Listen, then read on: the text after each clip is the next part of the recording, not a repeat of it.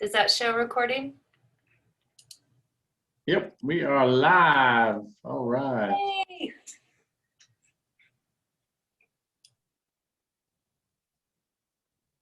Let me pull up the Q&A. Good evening, everybody. We have a few things to run through as far as our annual Title I meeting, being that we're Title I school now, all the high schools are. That's why everybody gets free lunch this year. So I'm just going to run across, and I think you can see the people on your screen. We have Mr. Louis Lucero, Assistant Principal, Athletic Director, Coordinator, and all the above underneath that stuff. Jason McNeese, the newest member to the AP team. Dr. Jamie Baker, who's gonna run the slideshow for us tonight.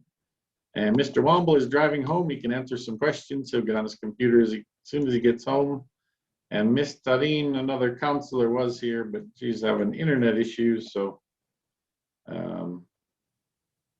we are here to go through this presentation.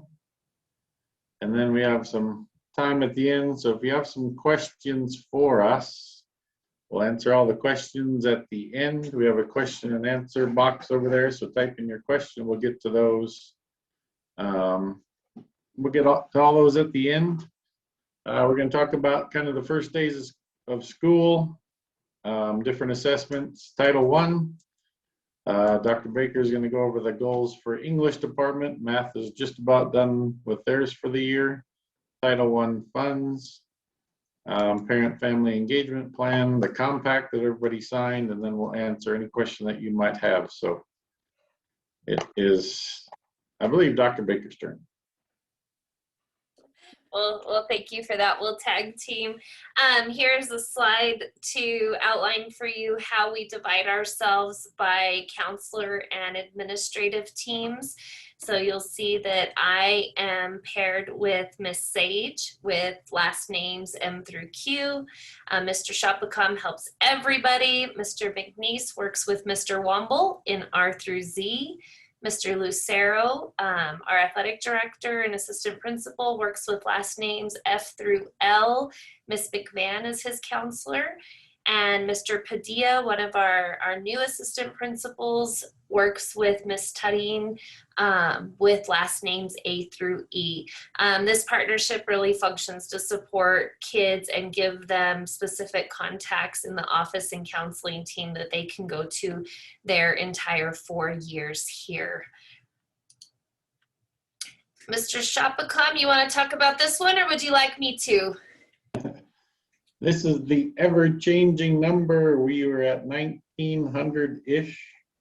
About 3 days ago, we're up to about 1930, and Mr. Womble can attest, we're getting new kids in every day. So I'm guessing by the time we're done and get everybody registered, we'll be close to 1950 once we drop some of the students that haven't showed up yet. So it's a good number if you talk to your kiddos when they get home. The hallways are a little crowded in between passing. We're gonna try to alleviate some of that for lunch and then after school, but transition, it's a little bit slow, real crowded, but we're at about 1930 right now. All righty. So it's been a true privilege to have kids back in the building after the last year and a half, even though we're a little packed and having to go through the heartache and the transitions and the figuring out how to get our flow down. It really is a privilege that you all trust us with your kids every day and that we're making it work here in the building. A lot of good things have happened over the first few days of school. We've just put in a few things that we're reiterating to the kids often. We really need them to bring their computers and chargers to school every day to every class. That doesn't necessarily mean that every single class every day is using the devices, but we are encouraging teachers to do as many assignment submissions and those types of things online as they possibly can. It minimizes the transfer of materials and just keeps everything in one common place that the kids are now familiar with. So if your student does not have a laptop to carry to and from school, we are happy to check one out. They just need to come visit Mr. Shopacom or Miss Missy in the front office, and we can take care of that pretty quickly. For safety, we have no hats or caps or hoods in the building. We've had to remind the kids quite a few times this week. Most of the times they're following that. It really is something with the face masks on at all times. We need their hats and caps off so we can identify the kids and know who exactly is supposed to be in our building. So that is a rule that we are enforcing. And then to minimize the disruption of leaving class, we are asking all teachers to have students leave their cell phones in the classroom when they ask to go use the restroom during class time. It just minimizes the loss of time and anything that doesn't need to take away from the learning in the classroom. Mr. McNeese, we realize there's been some parking lot congestion and a little bit of frustration. It does take time figuring out the buses and the pattern we're going to use out in the parking lot. Today was a lot more successful, and Mr. McNeese can talk about that one. Thank you. Yes, I might be the most popular administrator on campus if you are picking up your kiddos after school. So we started off on Monday, and if you were here at all, you knew it took us about 45 minutes to clear everybody out. We made some adjustments, and we got that down to about 4 o'clock. And then today, our goal was to get it sub 4, and so we actually cleared everybody out at 3:58. So we're getting better.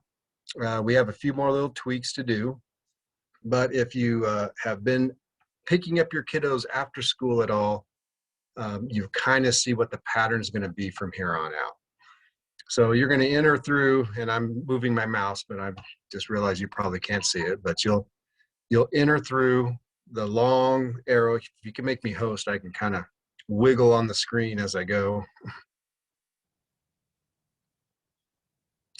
So you'll enter over here on the westernmost side, and then you'll come around to the southernmost parking lot where it says student pickup area.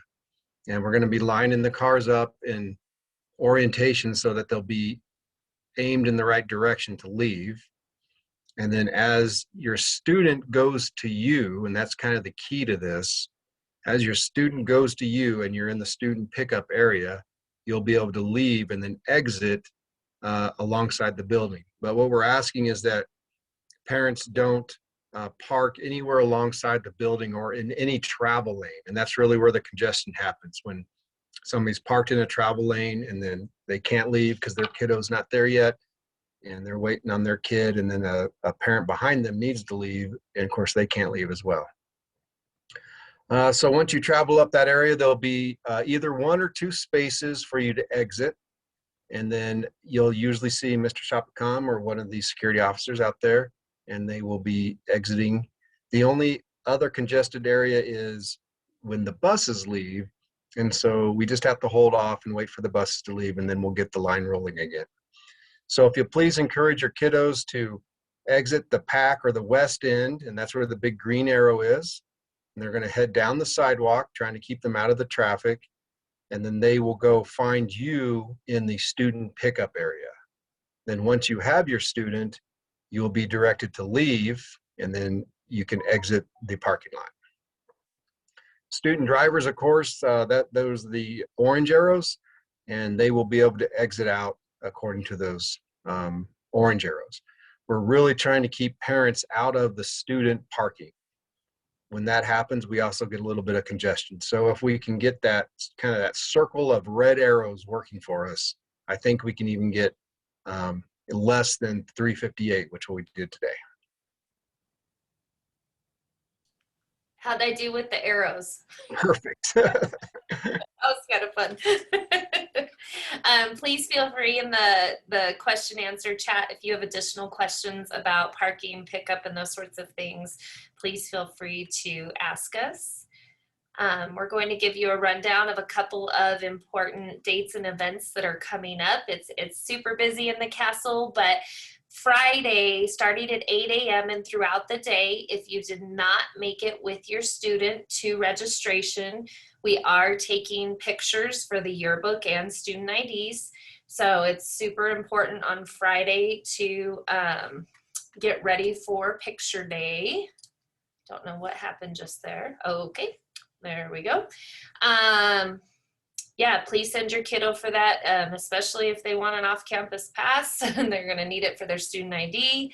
That's usually incentive, but that will be this Friday. There was a question in the chat when we first opened up about homecoming. It is the week of August 23rd through the 27th. We do have Homecoming Spirit Week. Our amazing student council has come up with the theme, A Night in Neverland. So Monday will be dressed like a Disney character. Tuesday, be a pirate or a mermaid. Wednesday, PJ Day. Thursday's a pixie dust powder puff game, and students will dress according to their grade level. And then Friday is Follow Your Shadow, and that is a blackout day. I don't know the dance date and time off the top of my head. Does anyone else know? We can get it out once we have it. The 28th, and I believe at 7 o'clock, we're trying to plan on the Commons. May have to move it outdoors depending on, I would probably say it's gonna be outdoors. That's where just too many kids inside, so Yeah, I think hopefully the weather will hold up.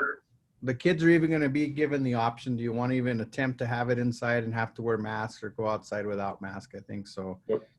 I would guess they pick outside. We were very successful for prom, so I think we can do the same for homecoming. Absolutely. The weather was very kind to us for prom. I imagine this, by the end of the month, it'll be nice that evening as well. We do have a couple of assessments that we need to put on everyone's radar. The STAR reading assessment is mandated by our district as part of a very large reading initiative and grant. We give it 3 times a year, so it's beginning, middle, and end of year, to get a classroom level snapshot of where kids are at in terms of their reading. So we will be giving this assessment on computers next week in all English classes.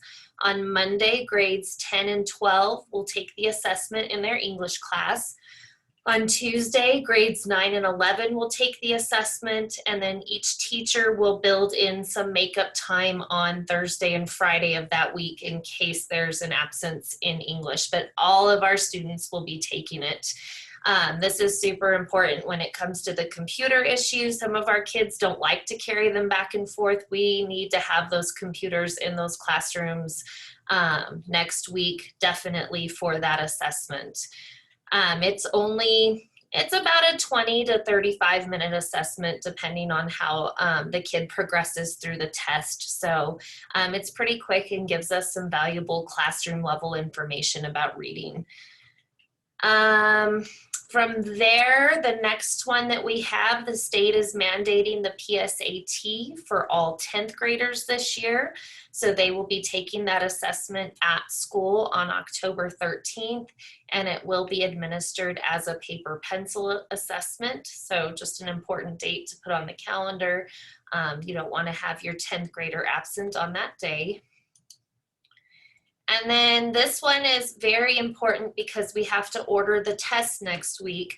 The PSAT National Merit Qualifier is an optional test for juniors. It costs $18 to take it, and it's a very beneficial assessment because it can help with things like dual credit eligibility. It's great for scholarship opportunities if your student performs well. That test has to be optional, therefore students have to sign up. They all received this information through Remind and at registration, but Ms. Tudding also has a JOT form where that sign up can take place. If your junior is on the fence, not sure if they want to take it, please, please, please have them contact their counselor or Mrs. Tudding to have their questions answered before you make an informed decision about whether or not you want to take that test. The one caveat, if you choose to take PSAT for national merit in the fall, juniors also have to take the SAT school day in the spring for state mandated testing. So if you choose to take this one, you still have to take the state mandated one in the spring. Dr. Baker, what's the charge for juniors now that we're Title I? It's $18. It stays $18 for the opt-in for NMSQT. If it's a financial hardship, do not let that be a reason why you would not take the test if you're interested in it. We can work together with your counselor to figure out options. Okay. And now we're going to talk about what it means to be a Title I school. Title I is really something that is very familiar in the elementary schools, but it's new to secondary. It's a federal program that helps support our students and supporting their needs in the classroom and school environment. So one of the ways that we are smart about using our funds for Title I is by identifying key goals in the big areas of academics and graduation. So this year, our English department and our whole school is focusing on a literacy initiative to embed more reading, writing, listening, speaking, and reflection skill development in every class every day.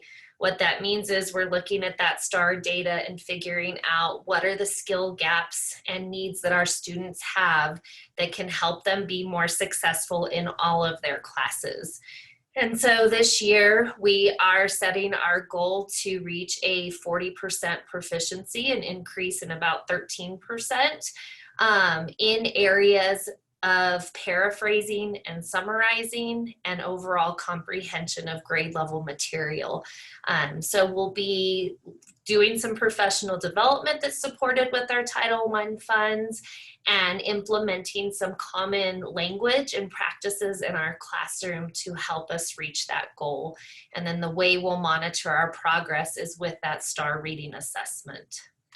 Mr. Shopacom works with the math department. He mentioned at the beginning of the meeting, that department is looking at several pieces of data related specifically to our Organ Mountain High School students, and they'll be setting that goal in our next couple of weeks. They meet regularly to determine what benchmarks they want to target this year with our students.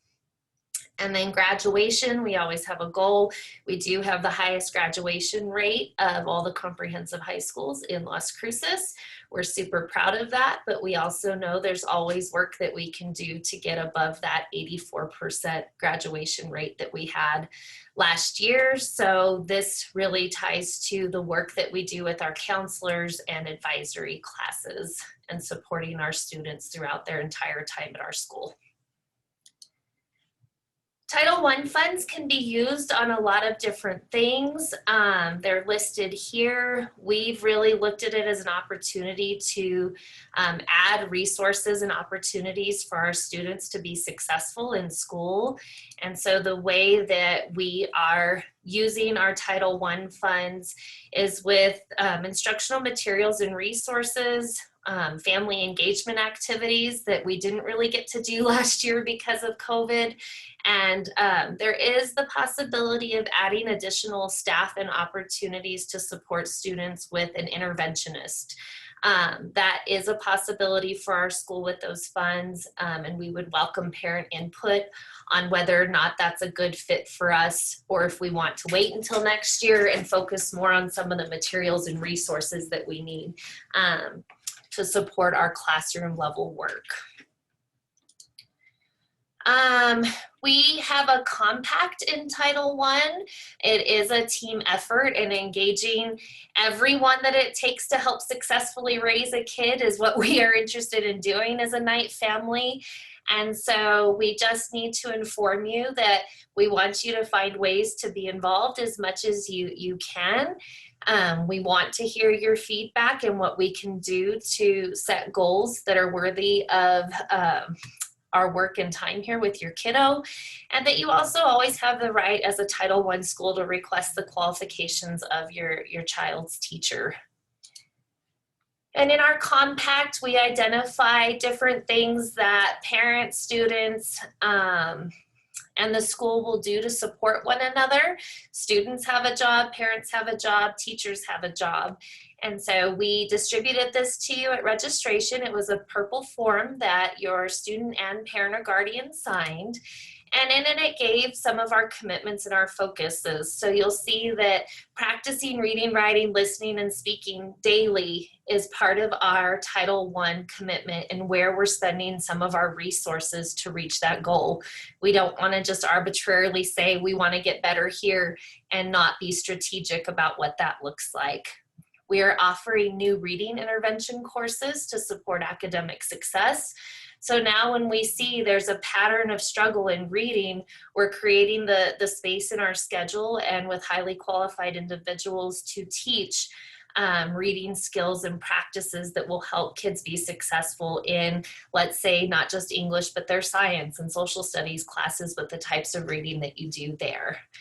And then we're working very hard to make sure that we are using only high quality instructional materials as defined by our public education department in the classroom. Parents, we need your help to monitor attendance, to make sure that your kiddos paying attention to their homework and what they need to be doing with their time. And then again, we want you to communicate and work with us as much as you possibly can. And then students, we ask of them to attend class every day, do their homework, read material, and avoid situations that lead to academic dishonesty, that they communicate with their parents and guardians about what they need and what we send home in the way of communication. And then we expect our students to stay in touch with their counselors so they know exactly what they need to do to graduate on time. With all of these commitments, we really believe these funds will help us have a successful experience. We've got some different resources here. This is going to be recorded and posted in all of our different spots, but we do have information about our school and activities at OregonMountainHigh.com, and then LCPS also has lots of resources related to Title I as well.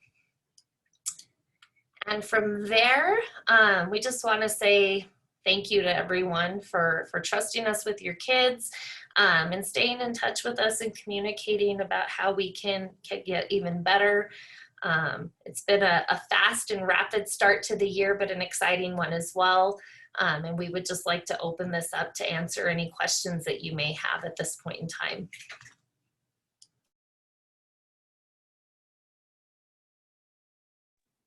And there is one in here that I'm just going to talk about. So the question was about Canvas. Yes, teachers are using Canvas. All the assignments are in Canvas. They may put some of the grades in Canvas, but the official record, the official document of grades and everything will be in Synergy, or what the student sees in Student View and what you see in Parent View. So there'll be some missing pieces in Canvas. But the official is going to be back in Synergy like it was it 2 years ago now? So go to Parent View, go to Student View. That will be the official record, because Canvas, we're not requiring teachers to put all the grades and do all that stuff, but they have to have it available for kids to do assignments, submit assignments, and all that good stuff. And another one, the cap and gown piece, we're gonna have to work through that. We're gonna have we actually have 2 senior meetings scheduled. Mr. Womble, we're gonna have to put that in our notes. We may have to do a special Zoom session somehow, somewhere with the students that are really still part of Oregon Mountain, but doing the VLA route. Yeah, we'll probably do what we did last year, and we'll get something in Canvas that has contact information for them and be able just to reach out to Gradzilla that way. I'll talk with them when they're here on tomorrow. Yep. Yep. So they're coming to school tomorrow to meet with half the seniors and the rest or the other half on Friday. But we will get with them tomorrow or Friday and then come up with a plan and get the list of students that are doing VLA. Again, VLA is a little bit different. You're with different teachers, different type of system, but you're still Oregon Mountain students.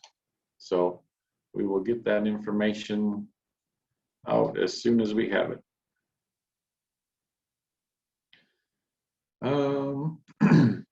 Yes, they can invite other students from other high schools. There is a dance form that the guest takes to their school. Their principal, assistant principal, someone over there will sign it. Take care of that form. Sorry, Mr. Lucero, I jumped in. You can finish that one. Yeah, there's a dance floor. You can invite them. They have to be under 19. That's the only requirement. Senior pictures, we used to do, we had the suit and then they kind of put it on, took their picture, but we're gonna ask seniors to dress real nice for that senior picture. Doesn't need to be a suit, doesn't need to be a dress, but if they dress up for it, we did one year with cap and gown. We may let the seniors decide if that's the route we want to do, if they want to go cap and gown for the yearbook. That'll be different than the picture that's on their ID. So if you need help with student view, I would call the school, ask for a counselor, ask for one of the secretaries. They can help you out. Ask any of the teachers, come see any of the admin. We can help you out with student view. We haven't had too many problems, but if you need help getting into student view, let us know tomorrow or call the school. We'll absolutely help you. So assignments, the assignment date is due. Depending on the teacher in the classroom, we're not necessarily giving, if assignment is due today, we're not giving the week grace period due to the fact that we do have the cap or the low end at 50%. So teachers may take up to 25% off for late work, but it cannot be more than 25%. So some teachers take stuff late, check their syllabus, read through all that good stuff, but it's not a requirement for them to keep it open a week and then start taking late. They can go up to 25%, but again, check with your teacher, with your student's teacher, and check the syllabus. But if they go past the 25%, then let us know, but they can go up to 25% right away.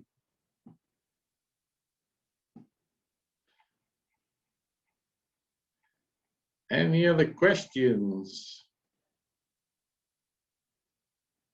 Yep, IDs are in. We're gonna start handing them out tomorrow morning before school.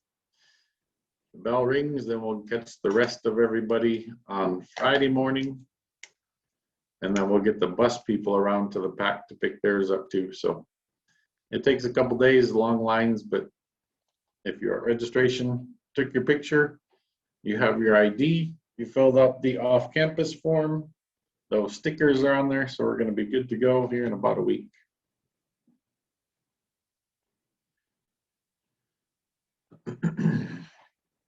So we're not gonna require the IDs on lanyards, but you have to have it on entering the building or anytime you come in the building.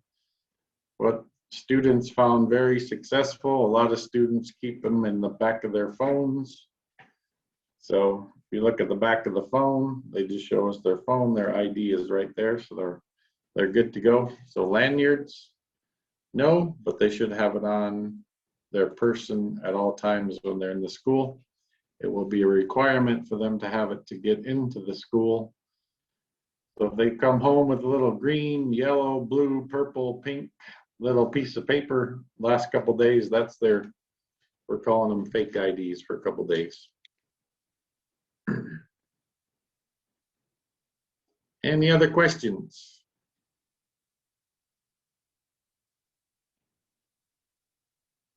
No sports questions? Yearbooks. The final submission was submitted the other day, so it should be within the next 2 to 3 weeks. They're finalizing that. Again, the factory and COVID and all that type of stuff, but the beginning of September, middle of September was the latest that we heard as far as production and all that type of stuff. So as soon as we have a specific date, we'll let you guys know, but the middle of September-ish was kind of our last ballpark date. We knew it was going to take a little bit longer, extra time, because everything was kind of in limbo there for a little bit, but they are done. Everything is submitted, the final submission, all that good stuff. So as soon as they run all the copies, they will be here.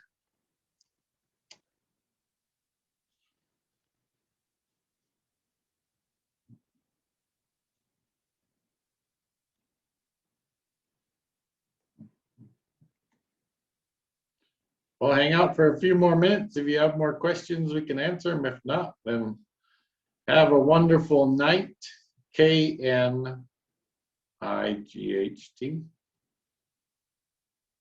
As always, reach out to us. And sorry, I'm using my phone to take pictures of everybody that's here so we can turn this in for our, who knows what it's called, compliance list of names. And if not, have a wonderful night. You want to stick around, you have a question or so, but we don't have anything more to present. If you ever need anything, call the school, 527-9430. Make sure you wave real nice to Mr. McNeese on your way outside the parking lot. Don't tell him he's number one. Use this finger.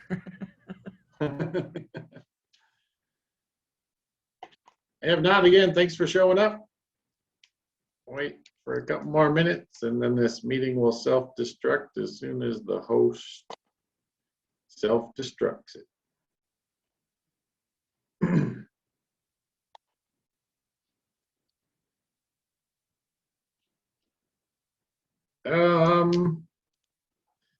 Band, we may have to make a little different plan for you. Maybe we'll come to you guys once you come in off the field.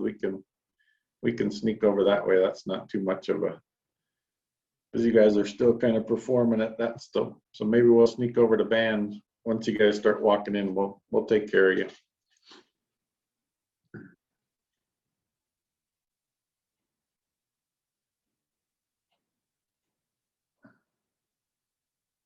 I think we're good. Have a good night, everybody. Night. Oh, it's me. Fun. Yeah. That's Like, you. I'm not used to being the counter downer. All right. See you guys later. Thank you, See ya. everybody. Waving, but I'm waving. Mr. Womble. Good night, all.